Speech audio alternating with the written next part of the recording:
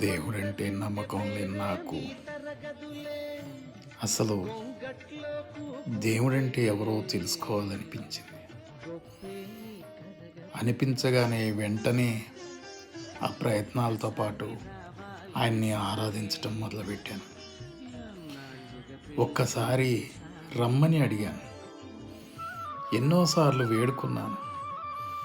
ఈ పేదవాడింట్లో నీకు ఏమి దొరుకుతుందయ్యా, ఉన్నదేదో పెట్టి నీకు తినిపిస్తాను రమ్మని చెప్పాను. వేడి వేడి అన్నంలో వెన్నపూస వేస్తానని చెప్పాను. ఆవకాయ వడ్డించి దగ్గరుండి తినిపిస్తా అని చెప్పాను.